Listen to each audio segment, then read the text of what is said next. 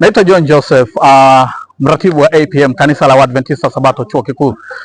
Sisi watu wenye ulemavu pia, wewe unayetutazama, tuna talanta nyingi sana, tuna vipaji vingi sana ambavyo vikipewa nafasi vinaweza vikafika mbali sana. Kuhubiri, wanaweza kuimba, wanaweza kusoma, wanaweza wapewe nafasi, uongozi, utangazaji, elimu ya biashara, ujasiriamali, wanaweza kweli. Tunaweza kuimba vizuri, tunaweza kuhubiri. Kwa mfano tunaye mwinjilisti huko kanda ya Ziwa asiyeona, anahubiri sana. Na wakashinda kwa damu ya mwana kondoo. Iseme vizuri, na wakamshinda. Na wakamshinda kwa damu ya mwana kondoo. Wakamshinda kwa damu ya mwana kondoo. Na kwa neno la ushuhuda wao. Ambao hawakupenda maisha yao. Hawakupenda maisha yao hata kufa. Wakamshinda. Ndipo akatupwa. Endelea. Kwa hiyo shangilieni enyi mbingu nanyi mkaomo, ole wa nchi na bahari. Sikia. Kwa maana yule ibilisi ameshuka kwenu mwenye ghadhabu nyingi, akijua ya kuwa ana wakati mchache tu.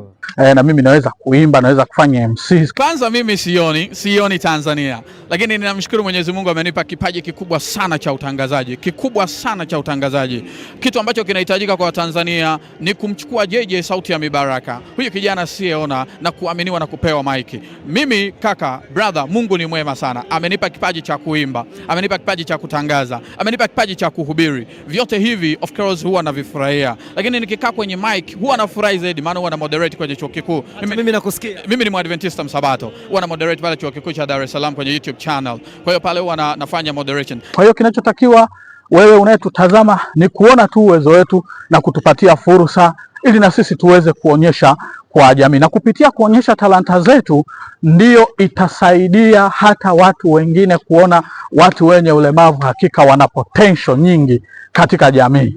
Kwa hiyo mimi niseme tu kwamba talanta hazipo tu kwa watu wa kawaida, lakini talanta hizi zipo hata kwetu sisi.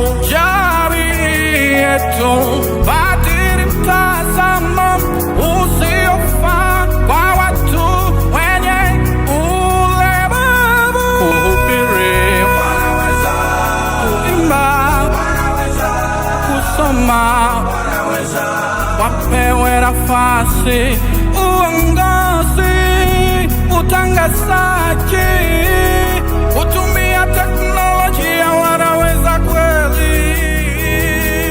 Wenye ulemavu sio kushindwa.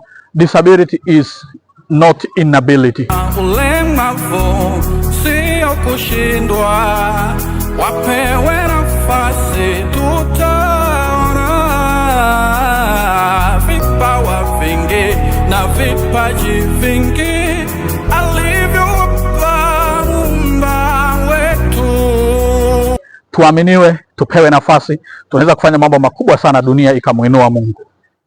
Asante sana kwa kuendelea kuwasapoti watu wenye ulemavu katika jamii na mazingira yanayokuzunguka. Kanisa la Waadventista wa Sabato duniani kwa kuanzisha huduma wezeshi katika kanisa. Hakika Bwana awabariki sana na taji zenu wote zitang'aa Yesu atakapokuja.